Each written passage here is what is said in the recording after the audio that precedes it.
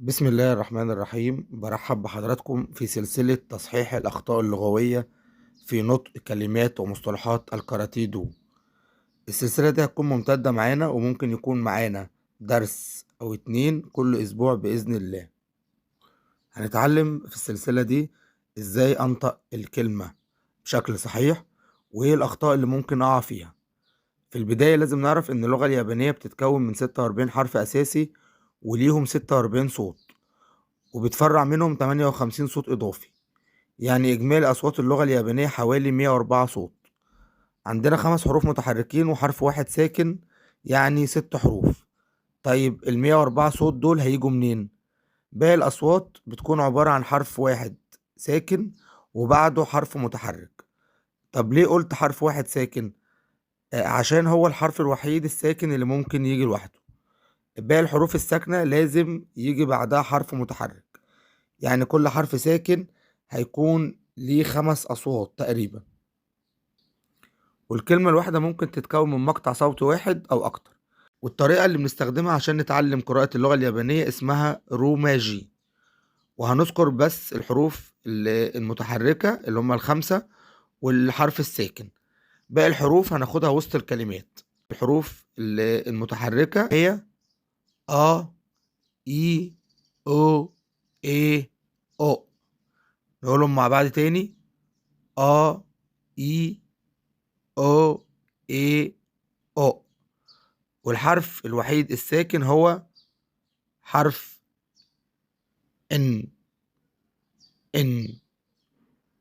نقول بسم الله ونبدأ الدرس. درس النهاردة هو كلمة كاراتيه. كلمة كاراتيه بتتكون من 3 مقاطع صوتية. المقطع الأول عبارة عن حرفين، حرف الكاف والألف، وبيتنطق قا، زي ما بقول كلمة قاهرة، بقول قا قا. المقطع الثاني عبارة عن حرفين، الراء والألف، وبنطقها را را، زي ما بقول كلمة رام الله، بقول را را. المقطع الأخير عبارة عن حرفين، التاء والياء، ولكن الياء هنا مخففة، يعني بقول تي تي، زي ما بقول كلمة تيران تيران، بقول تي تي. ما ينفعش أقول تي، ما ينفعش أقول تي أو طي بالطاء، عشان الحرفين دول مش موجودين في اللغة اليابانية. وعشان نتأكد من النطق الصحيح هنقول ال5 أصوات بتوع حرف التاء.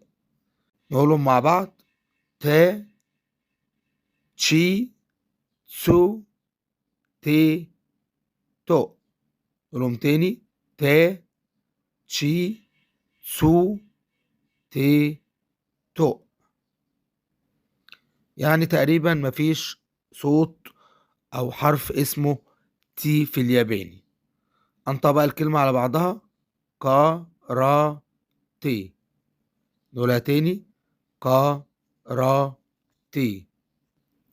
ولو حبينا نتوغل شوية في اللغة هنقول إن كلمة كاراتيه بتتكون من مقطعين، كا ورا، اللي هي كارا.